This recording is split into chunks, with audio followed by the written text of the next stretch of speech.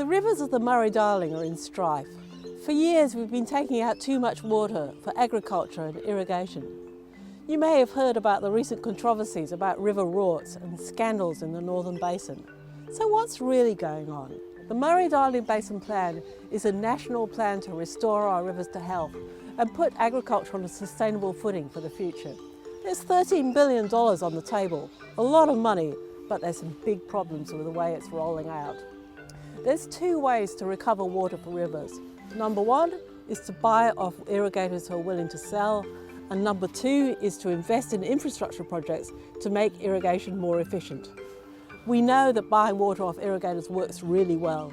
It's an effective means of water recovery. You know how much you're paying for it, and you know how much water you're getting. But does upgrading irrigation infrastructure really work? Politicians and farmers put their faith in these projects. They believe they're better for communities and create more jobs. But there's some big problems. First of all, they're really expensive, at least 2.5 times more expensive than buying the water.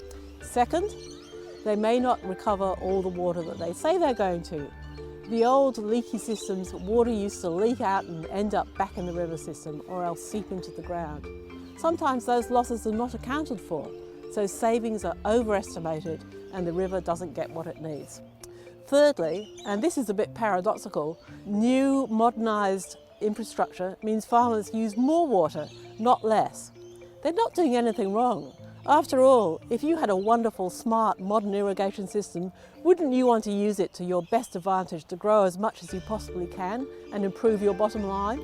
Statistics show that irrigators with modern systems use every drop of water they own, and then they go back in the market and they buy more water off other farmers, so it drives up the price and increases competition.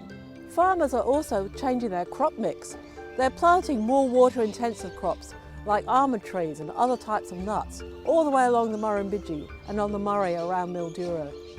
These trees need water every year, and in dry years they can use up all the water that's available, which increases the competition for water, drives up the price and puts other farmers under pressure.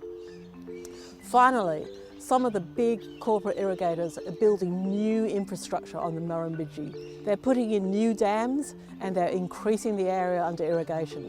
Here's what water lawyer Emma Carmody told the ABC.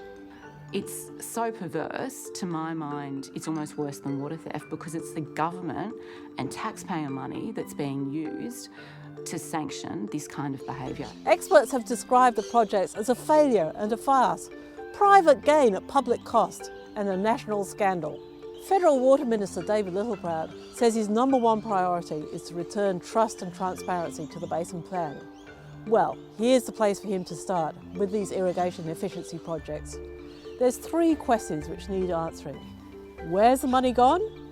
How much water have we got? And what's the environmental benefit?